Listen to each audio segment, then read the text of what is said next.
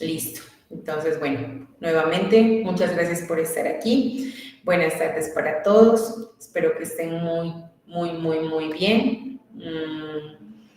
Y bueno, la idea de este encuentro es que nosotros podamos ver un poquito acerca de la unidad 3, que compone el curso de diseño de materiales educativos, pero también de la mano con el curso de escenarios educativos inclusivos, ¿sí? Entonces, bueno, sabemos que nosotros estamos diseñando, y mejor dicho, ya están diseñadas esas secuencias didácticas con respecto al proyecto, ¿no? Que ya se han desarrollado, ya se han aplicado. En este momento ya nos encontramos en un momento de reflexión, de análisis de los resultados que nosotros obtuvimos ya al haber aplicado estas estrategias. ¿Listo?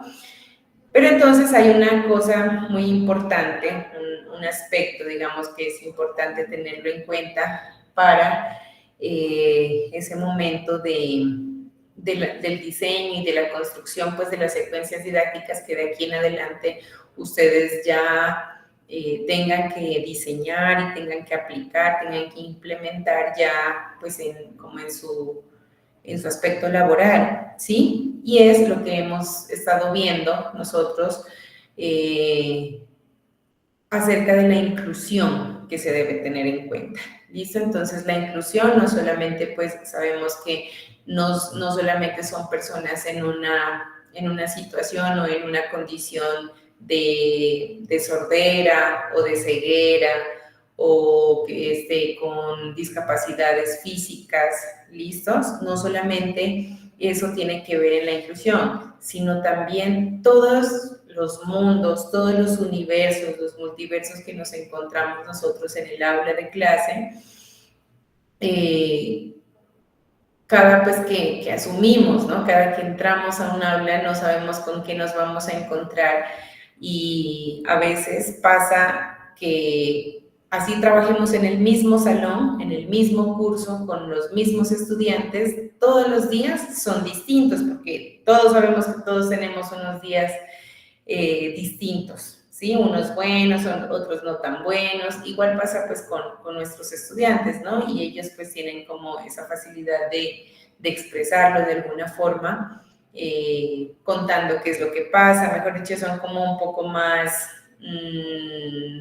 como imperativos para contarlo, ¿no? Como más tranquilos. Entonces, a veces también hay que aprovechar, podríamos también aprovechar esas situaciones para saber cómo es que podemos aprender, cómo es que podemos también enseñar, ¿listo? Pero todo esto está basado en ese diseño único del aprendizaje, que es el DUA, ¿listo? Entonces, bueno, he encontrado algunas cositas que son importantes, entonces me voy a permitir presentar esta presentación para que tengamos en cuenta pues cómo es que se forma este DUA. Listo.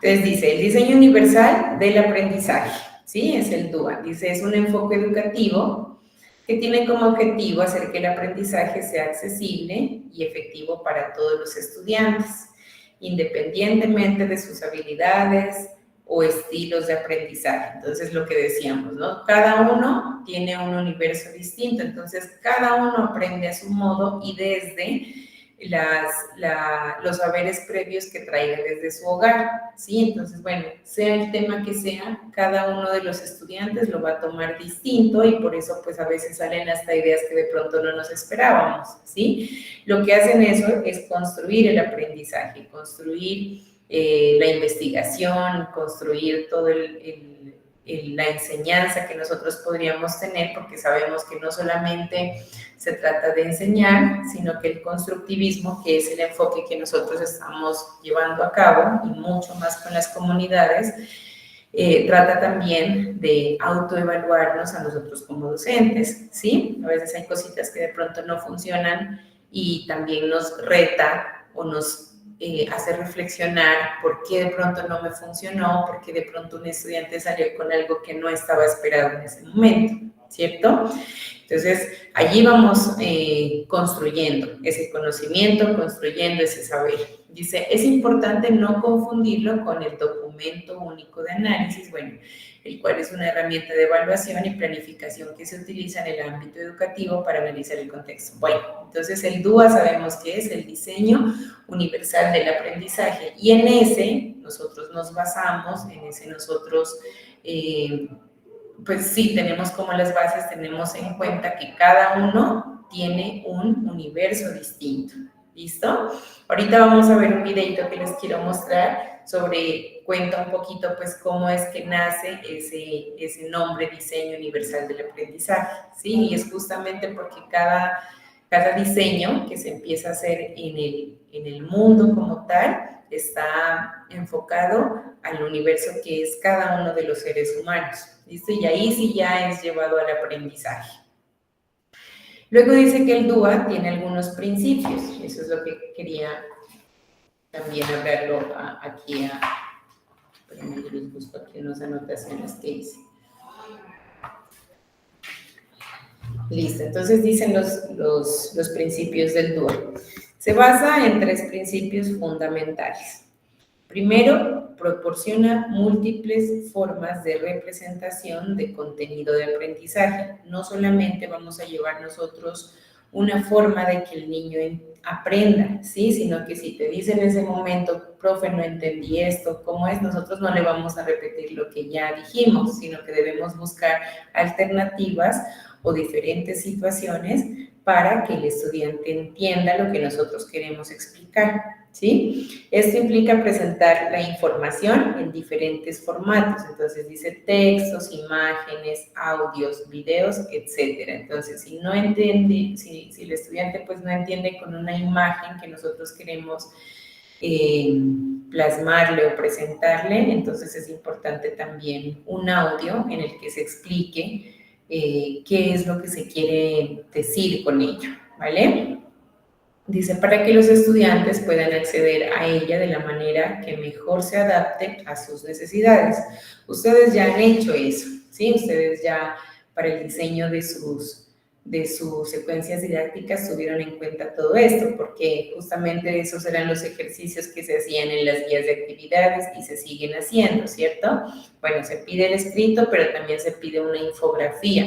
Además de la infografía, también se pide un video en el que nosotros podríamos ver las evidencias que ustedes están haciendo para entender. Incluso en el momento en el que ustedes ya presenten su trabajo de grado completico, el jurado, bueno, además del asesor, los jurados van a poder ver, además de leer todo lo que ya está escrito, ver y situarse visiblemente ya dónde es el contexto, cómo es ese contexto. Por eso es que son importantes también las fotografías y todo lo que ustedes están haciendo para ese quinto encuentro.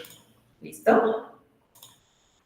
Entonces, tenemos en cuenta ese primer principio, tener múltiples formas de presentar lo que nosotros queremos que el estudiante aprenda, lo que queremos que conozca, ¿listo? Imágenes, textos, audios, videos, ustedes tienen infografías, bueno, todo las herramientas que pudiéramos tener cuando diseñamos esos materiales educativos. Bueno, el segundo dice, ¿cuál es el principio?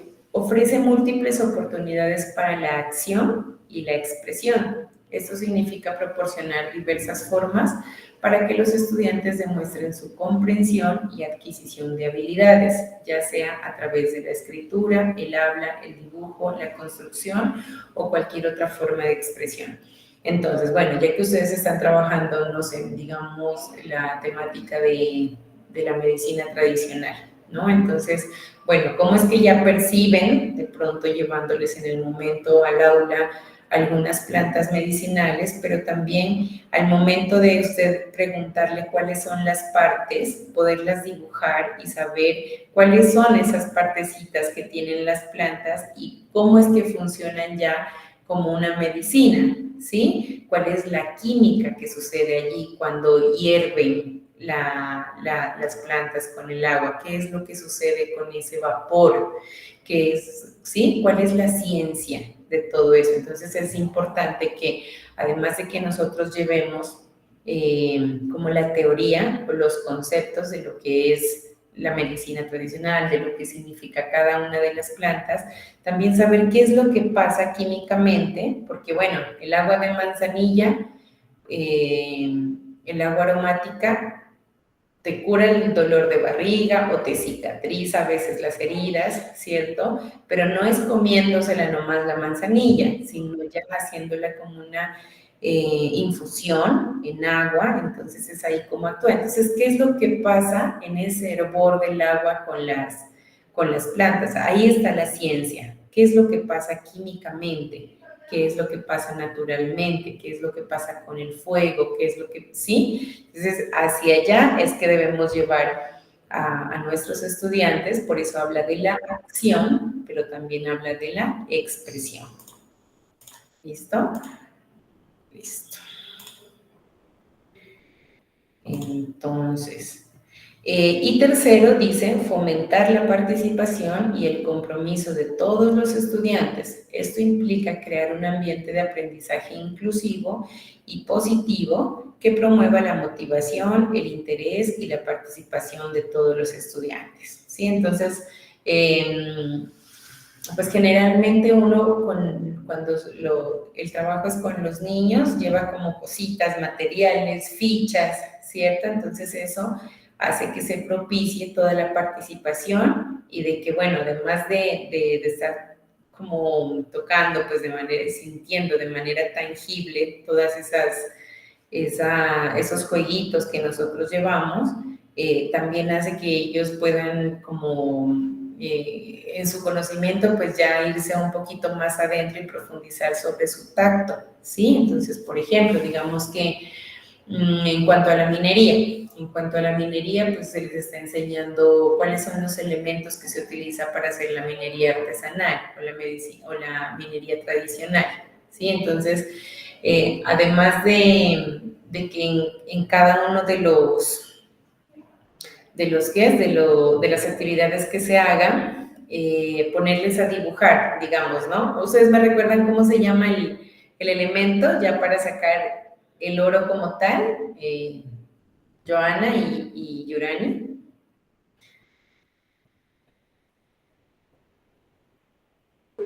Hola, profe, ¿cómo está? ¿Me repite Hola. la pregunta, porfa? ¿Cómo es que se llama el elemento que ustedes usan, que se usa en la minería tradicional, ya para sacar el oro? ¿La batea?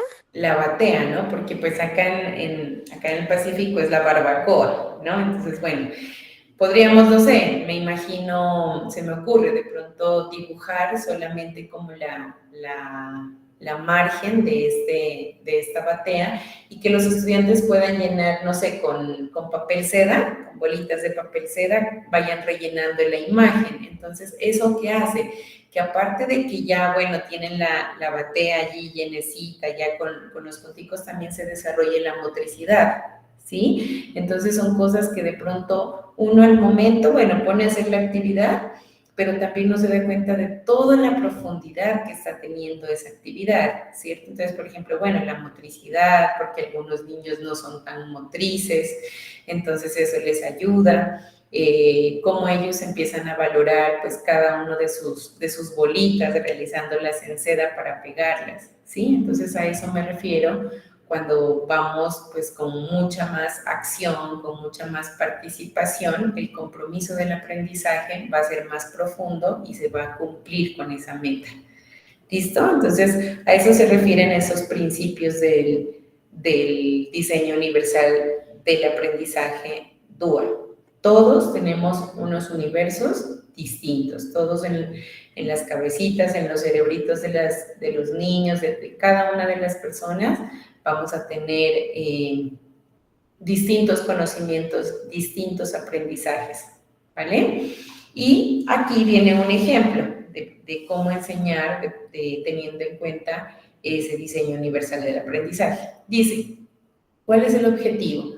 Crear una infografía sobre un tema relacionado con el contenido de la unidad didáctica, las plantas, del área de ciencias naturales. Entonces, ¿cuáles son los principios del DUA que van a ir aplicados en esa actividad? Es un ejemplo, ¿listo? Es para que a través de eso también podríamos basarnos para nosotros poder sacar más resultados y más análisis y poder reflexionar acerca de las secuencias que ustedes ya implementaron, ¿vale? Tomándonos de ese diseño universal de aprendizaje. Principios del DUA. El primero, múltiples formas de representación. Entonces aquí nos dan los ejemplos de cómo podríamos nosotros alimentar eso. Los estudiantes pueden elegir entre diferentes tipos de infografías que representan la información.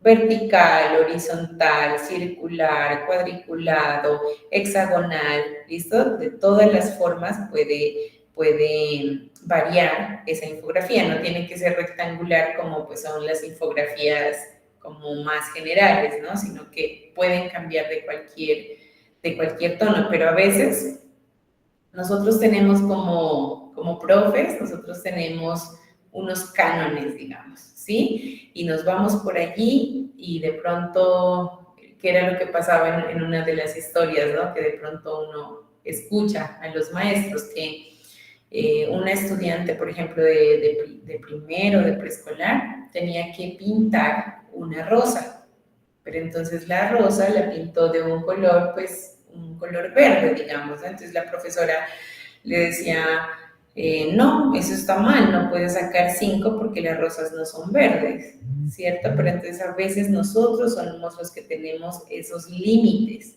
¿sí? Entonces la cosa aquí es invitar que desde ese constructivismo en el que estamos trabajando, podamos aportar, aceptar y valorar a los estudiantes cada una de las justificaciones que tenga. Si usted le pregunta a la niña por qué pinta la rosa verde más bien que decirle que está mal, se encontraría hasta con una respuesta que de pronto no la espera, ¿sí? Entonces así mismo pasa pues con todas las cosas que podamos enseñarles a los niños, ¿sí? Si nosotros tenemos los límites, pues ahí sí va a ser un poquito más difícil que nosotros tengamos los criterios para evaluar de pronto, ¿listo? Porque bueno, si nosotros ponemos como un criterio, bueno, las rosas solamente pueden ser rojas o blancas, es distinto, ¿no? Pero sí hay que ir un poco más allá de por qué el estudiante pinta esa rosa verde. De pronto, no sé, no tuvo la oportunidad de ver una rosa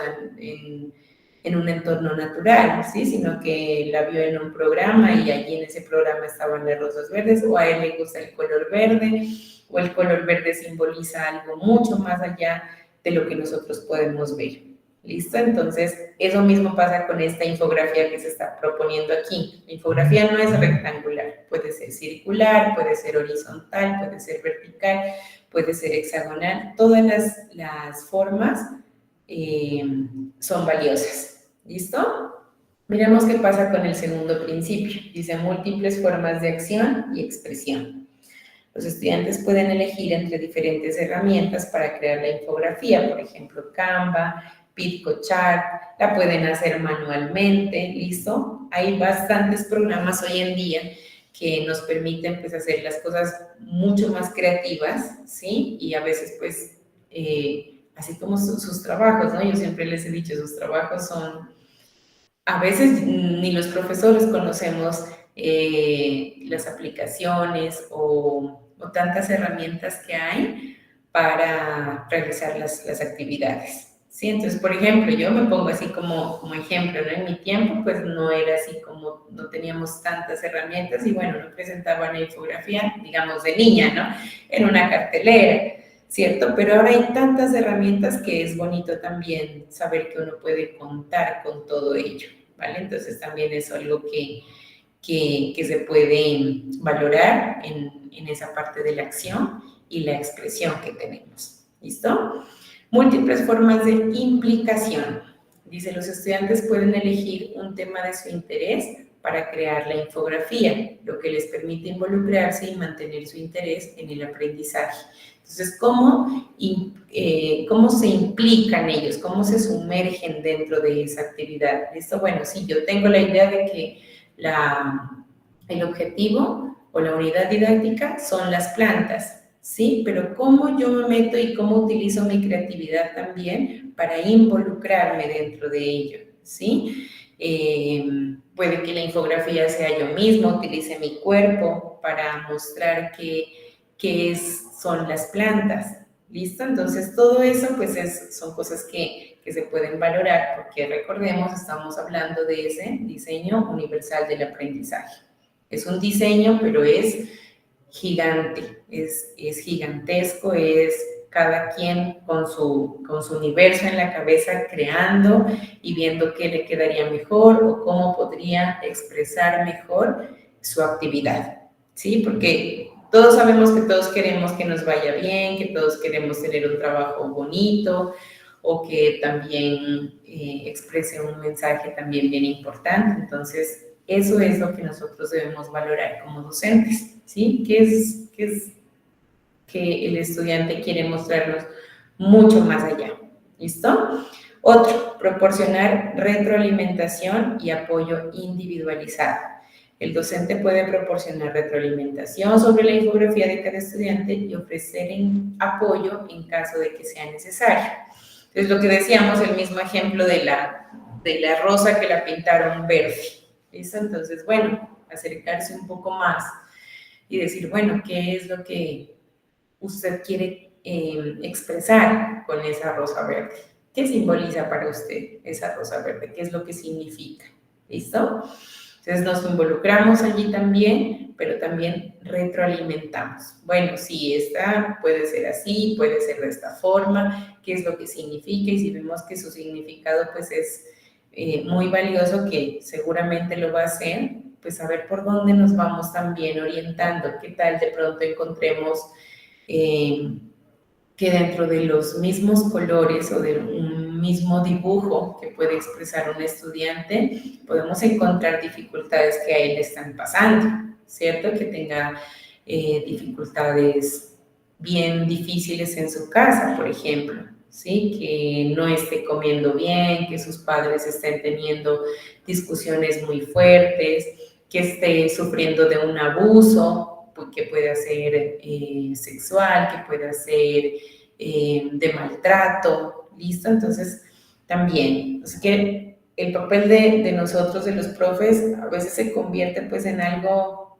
como bien diverso, ¿no? No solamente pues vamos y enseñamos y generamos el conocimiento, sino que a veces también podemos descubrir cosas que tal vez no nos lo esperábamos y que podemos ayudar, ¿sí? Por eso hablábamos, recuerden, en la parte de la inclusión, cómo nosotros podemos activar esos caminos y todas las personas que pueden ayudar dentro de una institución educativa. Entonces, todo eso es importante, ¿listo? Hasta nosotros, pues ya de grandes, para darnos un trabajo o esto, nos piden pues algunas pruebas psicotécnicas, ¿cierto? Que hasta allí encuentran que, bueno, esta persona no está apta para este trabajo porque está teniendo estas situaciones.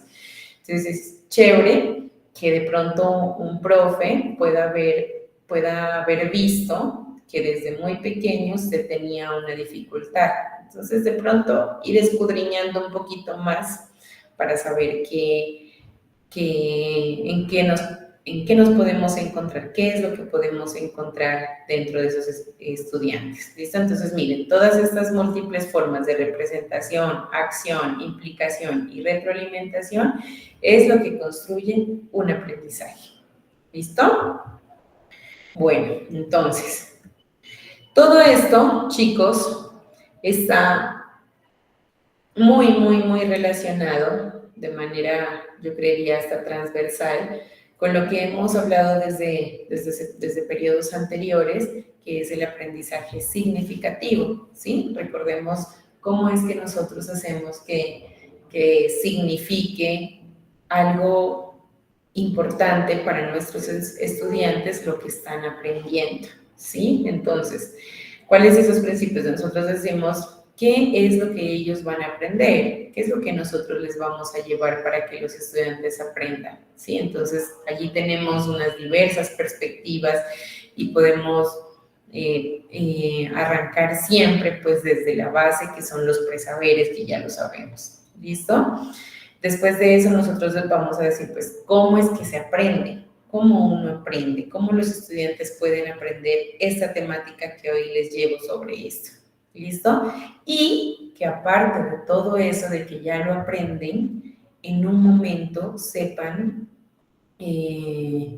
aplicarlo en su vida, en su cotidianidad, ¿sí? A veces encontramos, bueno, digamos, algunas temáticas que aprendimos nosotros en primaria o en bachillerato, bueno, aunque se supone, ¿no? En los escenarios educativos que son grandes y que son por allá europeos, que uno aprende las cosas básicas hasta el grado quinto, que es, bueno, leer, escribir, sumar, restar, multiplicar y dividir, que son unas acciones que son básicas, ¿sí? Que con ello usted puede defenderse, ¿sí?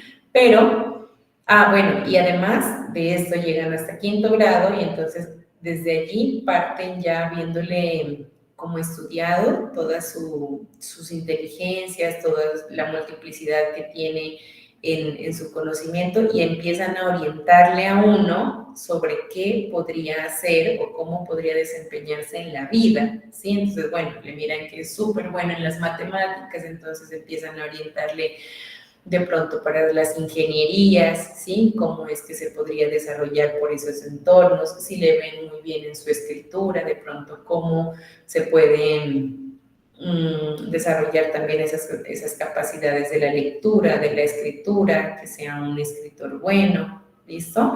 Acá lastimosamente pues no es que pase eso, me imagino que habrán algunas instituciones, ¿no? De pronto encaminadas a ello. Pero sí tenemos varias temáticas que nosotros ya decimos después, bueno, yo aprendí esto, pero ¿para qué me está sirviendo, no? O de pronto, bueno, a mí me enseñaron esto y yo hasta ahorita no lo he practicado en la vida. De eso se trata el aprendizaje significativo, de que todo lo que aprendamos nosotros podamos aplicarlo dentro de la cotidianidad, ¿vale? Y esto, bueno, se propone entonces a partir de un pedagogo y psicólogo y filósofo que es David Ausubel, ¿sí? De él pues se ha hablado también en sus proyectos, ¿cierto? Entonces, aquí tengo un mapita conceptual que nos explica un poquito sobre qué es ese aprendizaje significativo, cuáles son las ventajas que tiene ese aprendizaje significativo y bueno, habla un poquito de la teoría de Ausubel. Entonces dice, la teoría de Ausubel acuña el concepto de aprendizaje significativo para distinguirlo de repetitivo o memorístico, que es el que nosotros de pronto desarrollamos o aprendimos en esa educación convencional con la que crecimos, ¿sí? Teníamos que memorizarnos y pues si sacábamos 10 y sacábamos, era porque habíamos estado repitiendo durante varias veces lo mismo que debíamos aprender, supuestamente, ¿sí? Aprender entre comillas, porque ese no era el aprendizaje como tal, sino que en un momento, pues como ya no lo íbamos a usar, entonces la cosa era que se nos olvidaba, ¿sí? Entonces miren lo que dice aquí. Los conocimientos previos del alumno en la adquisición de nuevas informaciones. La significatividad solo es posible si se relacionan los nuevos conocimientos con los que ya posee el sujeto. Lo que nosotros hacemos partir del aprendizaje significativo es partir de los saberes que ya traen consigo los estudiantes y con ello se construye el conocimiento, ¿sí? Entonces ahí uno ya no se olvida porque sabe que ya lo aplicó en algún momento. Por eso es que ahora pues se le da tanta, pues como tanta grandeza o bueno, al aprendizaje basado en problemas, los ABP, ¿sí? ¿Qué es eso? Pues que todas las situaciones que el aprendizaje se lo lleva al aula, pero con situaciones. Entonces, eso es lo que se evalúa también ahorita en las pruebas saber pro, ¿no? ¿Qué es lo que se evalúa? Pues que a uno lo ponen en competencias ciudadanas y le ponen unas situaciones de qué es lo que haría usted como ciudadano, de qué es lo que haría usted como trabajador, que cuál le parece que es mejor la respuesta con respecto a situaciones en valores, en respeto, en todo esto, porque es lo que en realidad uno necesita para vivir, para convivir en una sociedad. ¿Sí? Dice, para que el aprendizaje sea potencialmente significativo, el material debe presentar una estructura con relaciones claras, buena diferenciación entre los conceptos y adecuada organización jerárquica. Entonces, empezamos desde lo más grande hacia lo más específico, lo que ustedes hicieron en su proyecto. Empezamos con un objetivo general, pero tenemos unos objetivos específicos que son solamente unas partecitas que nos van a llevar a cumplir ese gran objetivo general. Entonces, eso es jerarquizar. ¿Con qué iniciamos? Con una identificación de nuestro patrimonio dentro de los mitos, dentro de las leyendas. Después de eso ya obtuvimos toda esta información y con ello diseñamos nosotros una secuencia, son unos planes de aula que nos van a ayudar a enseñar sobre estos mitos y sobre estas leyendas. Después implementamos nosotros esas secuencias didácticas y después analizamos. ¿Sí? Entonces miren cómo todo tiene su orden para que nosotros ya sepamos cómo es que o qué tan significativo va a ser para nosotros nuestro trabajo. La característica más relevante es la interacción entre el nuevo conocimiento y el ya existente, en el cual ambos se modifican, ¿sí? Porque ya, bueno, uno conocía sobre este espanto del que se habla dentro de las leyendas allí en Sidón y en el Ejido. Uno conoce sobre eso, pero ya llevado pues al conocimiento lo relaciona. Entonces, los dos, la parte de saber previo y la parte ya del conocimiento cambian. ¿Por qué? Porque se unen. Entonces, la una se nutre de lo uno y el otro se nutre de lo otro. ¿Listo? Entonces, así es como se transforma todo el conocimiento, pero también se construye y se aplica. ¿Listo? Entonces, dice, ventajas del aprendizaje significativo. Chicos, regálenme un segundito.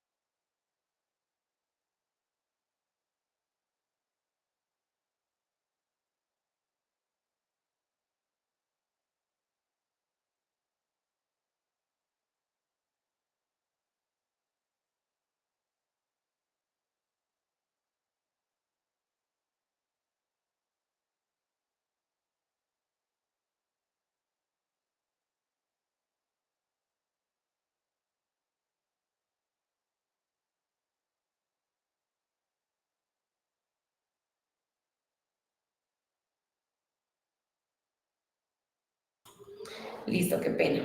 Listo. Bueno, entonces, ¿cuáles son las ventajas de ese aprendizaje significativo? Dice, la retención más duradera de la información, lo que decíamos, ¿no? Ya no es memorístico a corto plazo, sino que la información como se practica y se aplica, entonces, pues, así mismo uno va aprendiendo más. Facilita adquirir nuevos conocimientos. La nueva información es guardada en la memoria a largo plazo, es activo dependiendo de la asimilación de las actividades de aprendizaje, es personal, la significación del aprendizaje depende de los recursos cognitivos del estudiante. Eso tiene mucho que ver, ¿no? Si de pronto no trae los mismos recursos cognitivos que su compañero, el aprendizaje va a ser distinto, ¿sí? El docente debe tener en cuenta los conocimientos previos del alumno, organizar el material de manera lógica y jerárquica, lo que ya habíamos dicho, considerar la motivación como un factor fundamental para despertar en el alumno el interés por aprender. Oswald distingue tres tipos de aprendizaje significativo, lo que estábamos hablando ahora, de representaciones, de conceptos, de proposiciones. Entonces, lo que habíamos dicho, ¿no? Siempre utilizar muchos más materiales, más que sean visibles, que sean audibles, que se puedan tocar, ¿sí? Que se puedan, pues, percibir con los 5 sentidos que nosotros y que los niños tienen. Las herramientas que diferencian a este aprendizaje y que son clave para propiciar este aprendizaje es el trabajo en redes o mapas conceptuales, que jugó un doble rol en este tipo de estrategias. Por un lado, porque el alumno organizaba su conocimiento, lo que sabía, y por otro lado, porque permitía al final volver a redefinirlo. Entonces, ustedes se darán cuenta, pues, en los resultados de los cuales ya están escribiendo y ya están analizando, cómo es que cambia y cómo se transforma ese aprendizaje, ¿sí? Entonces, todo va pues en el camino hacia un aprendizaje que sí signifique algo y que podamos nosotros tenerlo en cuenta para todos los diseños y todos los planes de aula que se nos vengan de aquí en adelante y pues incluso de los que ya ustedes implementaron, para saber analizar y para saber reflexionar qué tanto transformó, qué tanto se transformó ese aprendizaje, qué tanto pasó cuando conocimos a los niños y después cuando ya tuvimos en esa tercera secuencia didáctica, cómo vieron ese resultado, ¿listo? Entonces, ustedes me contarán cómo les fue cuando iniciaron la primera vez que llegaron, porque uno sabe darle como un poco de nervios, ¿sí? Así pues sean niños y todo lo que nosotros queramos, entrar y darnos cuenta de que, bueno, debemos asumir un rol que es de educadores, de etnoeducadores en su caso, no es tan fácil, ¿cierto? Pero ya después, cuando uno ya empieza a tener un poquito más de confianza con los estudiantes, ya empieza pues como a darse cuenta, bueno, podríamos hacer esto y los vamos conociendo, y vamos sabiendo cuáles son las necesidades que tienen, los intereses que tienen, porque eso es importante. Si a uno no le interesa y no necesita algo, es un poco más difícil prestarle atención a las cosas, ¿cierto? Pero si uno sabe que lo necesita, así como uno pues ya que está de grande, ¿no? Que sabe que pues tiene que cumplir con algunas responsabilidades, que si tiene hijos, entonces necesita un trabajo, que si necesita comer, entonces necesita comprar algunas cosas. Así mismo es con la educación, ¿sí? ¿Cómo les va a ustedes? ¿Quién quisiera contarnos a nosotros rápidamente cómo fue que nosotros llegamos el primer día de la presentación que ya tuvimos con nuestros estudiantes y cómo fue la última vez? ¿Cómo fue que ustedes percibieron ese cambio? ¿Quién quisiera contar?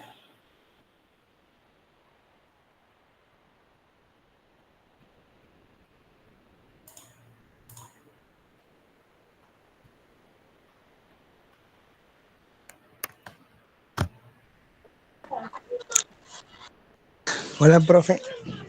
Hola, Jonathan. Cuéntanos. Pues, profe, a nosotros como grupo nos fue bien porque pues todo ya ya habíamos ejercido como docente, pero sí notamos algunos cambios. Es muy diferente uno darle clases a unos niños en una vereda e ir a trabajar a una institución educativa.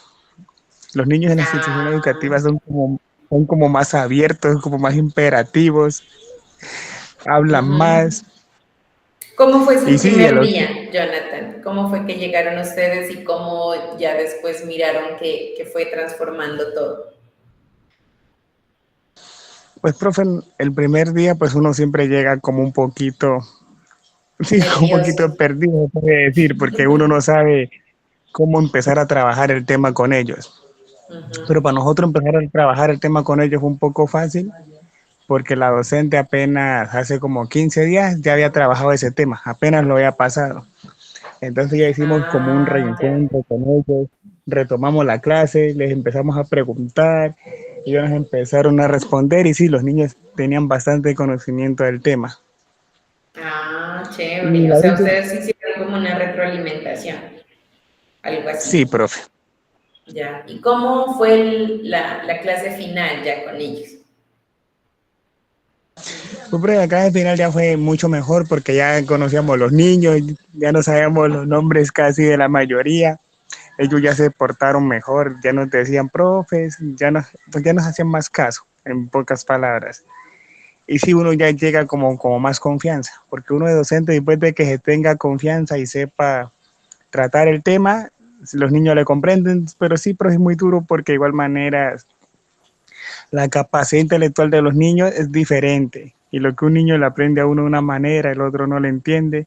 Entonces sí toca buscar bastantes estrategias para poder dictar una clase. Ujú, ujú. ¿Sabes, Jonathan? Me recordaste que yo trabajé en un colegio privado, ¿no?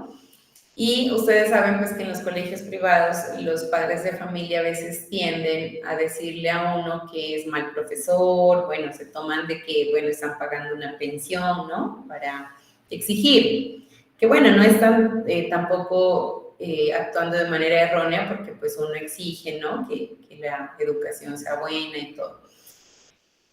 Solo que a veces pues es un poquito incómodo, digamos, porque bueno, no, profe, pero es que usted puede hacer esto, esto, esto. Pero la cosa es que, bueno, no iba a eso, sino a que cuando uno se aprende los nombres de los estudiantes, es mucho más directa la, la relación que nosotros de profes ya mantenemos, ¿sí? Y funcionaba a mí, me funcionaba aprenderme muy bien el nombre de los padres de familia, ¿sí? ¿Por qué? Porque es muy distinto, un ejemplo, decir, buena señora Sandra, yo necesito que por favor hablemos de su hijo Sebastián, porque hay una situación que es un poquito delicada, entonces me gustaría hablar con usted. A decir, por ejemplo, buenas mamita, yo necesito hablar de su hijo, por favor acérquese. Entonces uno, cuando, ustedes saben, ¿no? Cuando uno lo llama por su nombre, es más directa la comunicación. Entonces es como un tip que a mí me parece que funciona bien en el momento en el que nosotros ya queremos tener un poquito más de relación con ese, o de relación un poco más directa con los estudiantes y con los padres de familia, ¿sí? Entonces, de pronto, por allá, cuando ya estén ustedes todos unos profesores, recuerden siempre aprenderse el nombre del estudiante y en lo posible el nombre de los padres de familia. Ayuda mucho porque, bueno, usted ya le puede incluso, no sé, llamarle la atención al estudiante, no sé, porque esté ahí haciendo indisciplina o cosas así por su nombre. Entonces es mucho más chévere pues que a uno también le digan las cosas por su nombre, ¿cierto? Entonces, de pronto, para que de pronto nos puede ayudar en algo, ¿sí? Y con respecto pues a lo que usted comenta, sí, los contextos, tienen muchísimo que ver, es muy distinto trabajar en la ruralidad y pues en el sector urbano, ¿no? Asimismo, por ejemplo, cuando tú trabajas en un pueblo y cuando llegas a una ciudad, entonces los niños son totalmente distintos, imagínense los contextos, son diferentes y eso hay que tenerlo en cuenta para esos aprendizajes, ¿sí? Saber qué hacer con esa hiperactividad, ¿sí? Entonces, por ejemplo, bueno, no tuvimos la oportunidad pues de estar presencial, pero con los estudiantes del Diviso que estuvimos, les cuento esto y vamos cerrando con ello. Hicieron un ejercicio de dar una clase a estudiantes sordos, ¿sí? Pero los estudiantes sordos, pues supuestamente estaban así molestosísimos y corriendo por todo el salón y todo esto. Ojalá pudiéramos hacer esa dinámica con ustedes. Pero no tenían las herramientas ellos de saber el lenguaje de señas para decirles que por favor prestaran atención. Sí, entonces se desesperaron los profes, y eso que eran 3 profes, se desesperaron, empezaron a pegar en los pupitres para que ya y se olvidan de la condición de esa sordera. Entonces, ¿de qué me sirve a mí pegar más duro, no? Si de igual manera no me van a escuchar. Entonces, la idea con eso es siempre estarnos actualizando y saber qué herramientas específicas podríamos usar nosotros en la condición en la que se encuentra el estudiante, sea sordo, sea ciego, sea hiperactivo, sea tenga déficit de atención, todas las situaciones o las condiciones de inclusión que podemos encontrarnos allí. Entonces es importante siempre estarse capacitando. Nosotros los profes siempre vamos a tener que estar aprendiendo y actualizando con la información para saber cómo también actuar frente a las situaciones, porque si no nos podemos meter en problemas legales incluso, ¿sí? No podríamos saber, no sé, sí, podrían presentarse muchísimas situaciones que de pronto legalmente nos hundirían a nosotros como profes. Entonces, invitar a que siempre tengamos ese diseño universal del aprendizaje, saber que cada estudiante es un universo distinto y poder ahondar un poquito más hacia ese aprendizaje significativo que tenemos. ¿Listo? Entonces, chicos, eso era lo que yo quería socializarles esta tarde. Nuevamente, pues agradezco por haberse conectado y por estar pues cambiando también los días, porque pues si les contara, mejor dicho, el viernes ya les cuento, es una locura. ¿Listo? Entonces, gracias otra vez. Y si tenemos alguna pregunta con respecto a las actividades de los anexos, tanto del anexo 9 como el del diario de campo 2, también está en el CIPAS que realizamos, en el CIPAS 2. Sin embargo, ahí está clarito lo que debemos hacer en el anexo 9 y el diario de campo 2.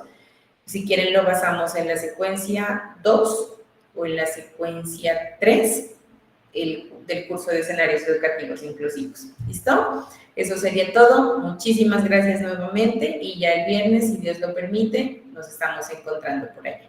Bueno, que estén muy bien. Hasta luego.